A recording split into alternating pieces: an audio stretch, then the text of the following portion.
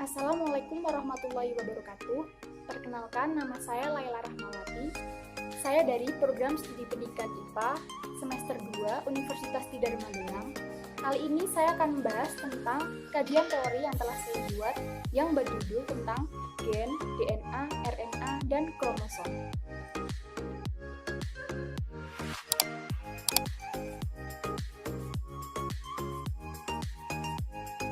Yang pertama yaitu ada gen. Gen merupakan unit pewarisan sifat bagi seluruh organisme. Gen merupakan substansi genetik yang diwariskan dari induk ke generasi-generasi selanjutnya. Besarnya gen yaitu antara 4-40 mm. Gen dalam ini berfungsi untuk mengatur metabolisme dan menyampaikan informasi genetik. Gen terletak pada lokus kromosom bagian kromonema yang tersusun berderet secara linier. Bisa dilihat ini ada salah satu ilustrasi gambar mengenai gen. Selanjutnya yaitu ada sejarah gen. Seorang peneliti bernama Gregor Mendel telah berspekulasi mengenai adanya suatu hubungan terkait dengan sifat atau karakter di dalam tubuh suatu individu yang sifatnya tersebut dapat diturunkan dari suatu generasi ke generasi selanjutnya. Gregor Mendel ini menyebutnya sebagai faktor. Selanjutnya oleh Hugo de Vries dengan konsep yang serupa, beliau menamainya dengan pangen. De Vries mendefinisikan pangen sebagai partikel kecil yang mewakilkan suatu penciri pewariskan. 20 tahun kemudian, Wilhelm Johannsen menyingkat kata pangen menjadi gen. Pada tahun 1910, seorang ahli berikutnya bernama Thomas Hanbergan menunjukkan bahwa gen terletak di kromosom. Selanjutnya, pada saat itu DNA sudah ditemukan dan diketahui hanya berada pada kromosom pada tahun 1869. Tetapi orang-orang belum menyadari bahwa DNA terkait dengan gen. Berdasarkan penelitian oleh seorang peneliti bernama Oswald Avery mengenai bakteri Pneumococcus pada tahun 1943, serta Alfred Hersey dan Martha Case pada tahun 1953 dengan media virus bakteriofag atau T2, barulah orang-orang tahu bahwa DNA merupakan bahan genetik. Pada tahun 1950-an, seorang peneliti bernama Gregor Bledel dan Tatum mengambil suatu hipotesis pada percobaannya neurospora kerasa bahwa gen mengkode enzim dan menyimpulkan bahwa gen sintetis satu enzim. Beberapa puluh tahun kemudian ditemukan bahwa gen mengkode tidak hanya satu enzim saja, tetapi juga beberapa protein yang tersusun dari 2 atau lebih polipeptida. Selanjutnya yaitu ada DNA atau deoksiribonukleik asid.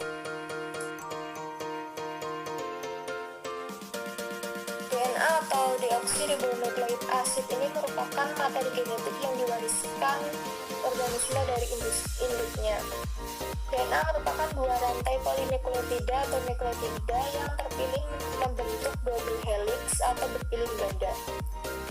DNA tersusun oleh banyak nukleotida atau polinukleotida. Setiap nukleotida terdiri atas komponen berikut. Yang pertama yaitu ada gula pentasa. Yang bisa dilihat di sini ada gambar dari gula pentasa, yaitu gula pentasa yang dikenal sebagai deoksididosa. Selanjutnya ada asam fosfat, yaitu penghubung dua gugusan gula. Dan yang terakhir yaitu basa nitrogen yang terdiri atas adenin dan guanin dari golongan purin, serta sitosin dan timin dari golongan pirimidin. DNA dalam hal ini tuh dapat bersifat heterokatalik dan autokatalik. Bersifat heterokatalik apabila mampu membentuk RNA melalui proses sintesis protein, dan bersifat autokatalik apabila dapat melakukan replikasi sehingga menghasilkan DNA yang baru. Selanjutnya yaitu ada replikasi DNA. Apa sih replikasi DNA itu? Nah, replikasi DNA merupakan kemampuan DNA dalam menggandakan diri sehingga diperoleh DNA yang baru. Replikasi DNA dibutuhkan pada saat terjadinya pembelahan mitosis agar setiap sel hasil pembelahan mengandung DNA yang sama atau identik dengan induknya. Dengan demikian, sifat pada DNA induk dapat diwariskan kepada keturunannya. Replikasi DNA sendiri dibedakan menjadi 3. Yang pertama yaitu ada replikasi konservatif. Replikasi konservatif merupakan rantai DNA helix DNA lama tidak mengalami pemisahan, tetapi langsung membentuk double helix yang baru. Bisa dilihat di ilustrasi gambar. Yang selanjutnya yaitu replikasi semi-konservatif, yaitu rantai double helix DNA lama mengalami pemisahan sehingga DNA anak memperoleh satu pita lama dari DNA induk. Yang terakhir yaitu replikasi dispersif. Rantai double helix DNA lama mengalami pemotongan sehingga menjadi nukleotida. Selanjutnya yaitu ada enzim yang berperan dalam replikasi DNA. Ada 3 enzim. Yang pertama yaitu enzim helikase yang berfungsi menghidrolisis rantai ganda polinukleotida menjadi 2 rantai tunggal mononukleotida. Yang kedua yaitu enzim polimerase merangkai rantai-rantai mononukleotida membentuk DNA baru. Dan yang terakhir yaitu enzim ligase yang berfungsi menyambung unit DNA yang baru terbentuk. Selanjutnya ada RNA atau asam ribonukleat. RNA atau asam ribonukleat merupakan rantai tunggal yang tersusun atas molekul gula D-ribosa pentosa, gugus fosfat, dan basa nitrogen. Basa nitrogen RNA terdiri dari basa purin, adenin dan guanin, basa pirimidin, urasil, dan sitosin. Ada 3 tipe jenis RNA. Yang pertama yaitu rRNA atau ribosomal RNA, dan yang kedua yaitu mRNA atau messenger RNA, terakhir yaitu tRNA atau transfer RNA. rRNA berfungsi sebagai bahan untuk mempermudah perekatan yang spesifik antara antikodon tRNA dengan kodon mRNA selama proses sintesis protein. mRNA atau messenger RNA sendiri berfungsi untuk membawa kode genetik atau kodon dari DNA ke ribosom. Sedangkan tRNA atau transfer RNA ini berfungsi untuk pengurutan asam amino yang disesuaikan dengan urutan kodon pada mRNA. Ini ada contoh gambar penyusun DNA dan RNA. Bisa dilihat perbedaannya. Di sini yaitu ada basa nitrogen dari DNA yang tersusun dari sitosin, guanin, adenin, dan timin. Sedangkan pada RNA terdiri dari sitosin, guanin, adenin, dan urasil. Selanjutnya ada tabel perbedaan DNA dan RNA. Bisa dicermati ya teman-teman.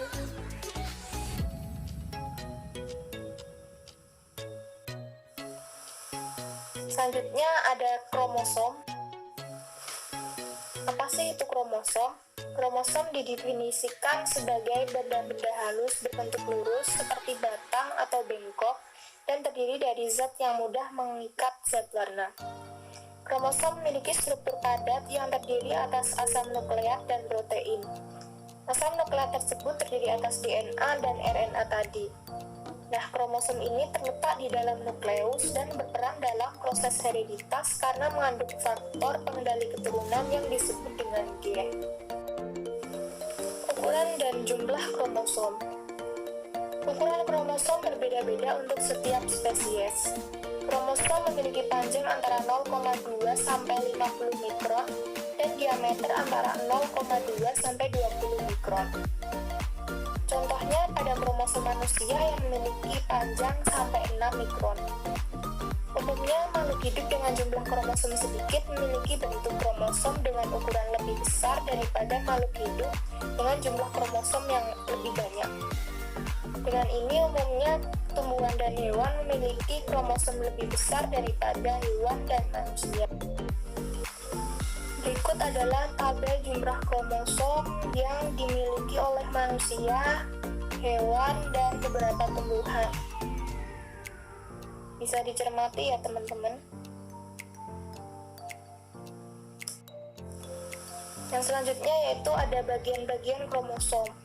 Kromosom memiliki beberapa bagian. Yang pertama yaitu kromonema, yaitu bagian kromosom yang berbentuk pita spiral. Selanjutnya yaitu kromomer, merupakan kromema yang mempunyai penebalan-penebalan di beberapa tempat. Selanjutnya yaitu sentromer. Bagian sentromer merupakan bagian kromosom yang bisa menentukan tipe jenis kromosom tersebut. Selanjutnya satelit, yaitu bagian kromosom yang merupakan tambahan pada ujung kromosom. Tidak setiap kromosom memiliki satelit. Kromosom yang memiliki satelit ini dinamakan dengan satelit kromosom. Selanjutnya yaitu telomer, bagian dari ujung kromosom yang menghalangi bergabungnya kromosom satu dengan kromosom yang lain. Bentuk kromosom. Berdasarkan letak dari sentromer, kromosom digolongkan menjadi 4 macam, yaitu sebagai berikut.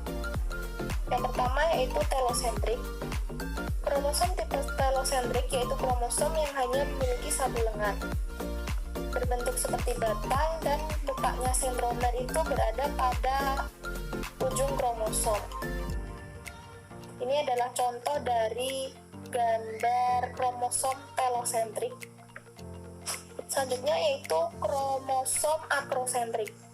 Kromosom tipe ini yaitu merupakan kromosom yang memiliki bentuk dua lengan namun tidak sama panjang, berbentuk seperti huruf J, dan letak sentromernya di dekat salah satu ujung kromosom. Berikut adalah contoh gambar dari kromosom akrosentrik. Selanjutnya akromosom metasentrik. Nah, kromosom ini merupakan tipe kromosom yang memiliki dua lengan sama panjang, memiliki bentuk huruf seperti huruf V, dan letak sentromernya berada di tengah kromosom. Terakhir yaitu submetasentrik. Kromosom ini merupakan kromosom yang memiliki dua lengan yang hampir sama panjang, berbentuk seperti huruf L, dan letak sentromernya hampir di tengah atau submedian kromosom. Terus tipe kromosom.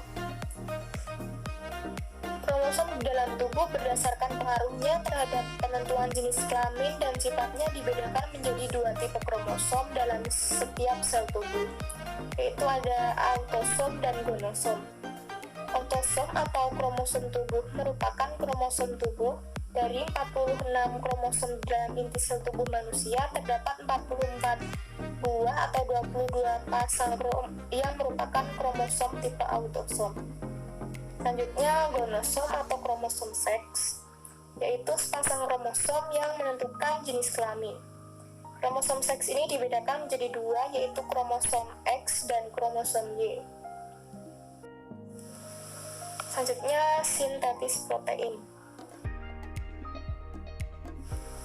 Apa sih itu sintetis protein? Sintetis protein merupakan proses penerjemahan gen menjadi asam amino yang akan disintesis menjadi polipeptida. Terdapat dua macam tahap dalam proses sintesis protein. Yang pertama yaitu transkripsi dan yang kedua yaitu translasi.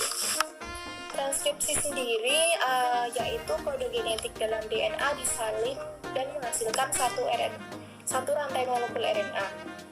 Transkripsi ini berlangsung di inti sel. Selanjutnya yaitu translasi, sintesis polipeptida dengan urutan spesifik berdasarkan rantai RNA yang dibuat pada tahap pertama. Ini adalah gambar dari kedua macam proses ya teman-teman. Yang ini yaitu gambar dari proses transkripsi. Pada proses transkripsi terdiri dari 3 tahap. Yang pertama yaitu ada inisiasi atau permulaan, elongasi atau pemanjangan, dan terminasi atau pengakhiran. Pada proses inisiasi, proses ini dimulai dari promoter, yaitu daerah DNA yang merupakan salah satu tempat melekatnya RNA polimerase. Promoter ini mencakup titik awal atau start point transkripsi, yaitu nukleotida yang menunjukkan dimulainya sintesis protein atau kode start. Fungsi promoter dalam hal ini adalah untuk menentukan tempat dimulainya transkripsi dan menentukan suatu rantai DNA yang akan digunakan sebagai cetakan. Selanjutnya, pada proses elongasi terjadi saat RNA bergerak di sepanjang pilihan ganda DNA terbuka secara berurutan. Enzim RNA polimerase akan menambahkan nukleotida dari molekul RNA yang sedang tumbuh di sepanjang rantai DNA. Setelah proses sintesis RNA ini selesai, rantai DNA akan terbentuk kembali dan molekul RNA baru terlepas dari cetakannya. Pada proses terminasi atau proses terakhir ini merupakan proses transkripsi yang akan berhenti setelah sampai pada terminator, yaitu urutan DNA yang berfungsi menghentikan transkripsi atau kodon terminasi.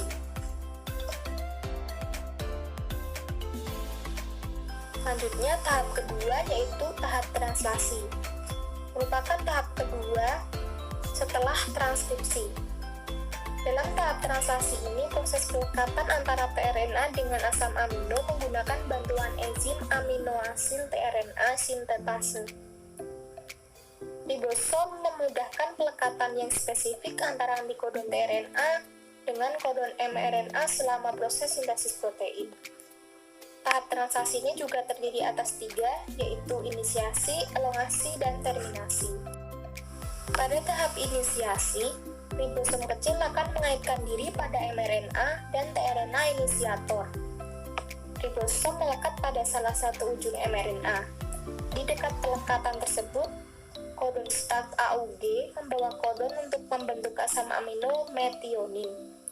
Kodon ini akan memberikan sinyal dimulainya proses translasi. Pada tahap elongasi, dimulai dengan terbentuknya asam-asam amino yang berikatan dengan metionin. Molekul RNA dari ribosom mengatalis pembentukan ikatan peptida antara lain asam amino yang baru dengan ujung rantai polipeptida yang sebelumnya terbentuk dari asam amino yang dibawa tRNA. Setelah itu, tRNA akan keluar dari ribosom. Nah, proses ini akan berlangsung sampai terbentuknya polipeptida. Pada tahap terakhir, yaitu tahap terminasi, elongasi akan berhenti setelah ribosom mencapai kodon stop, yaitu UAA, UAG, atau UGA. Kodon stop ini berfungsi sebagai sinyal untuk menghentikan translasi. Kemudian polipeptida yang sudah terbentuk akan berlepas dari ribosom menuju sitoplasma. Cara dalam kodean urutan nukleotida pada DNA dan RNA untuk menentukan urutan asam amino pada saat proses sintesis protein disebut sebagai kode genetik atau kodon. Berikut terdapat beberapa kode-kode genetik yang dapat digunakan untuk pengkodean urutan nukleotida pada DNA dan RNA. Bisa dicermati ya teman-teman.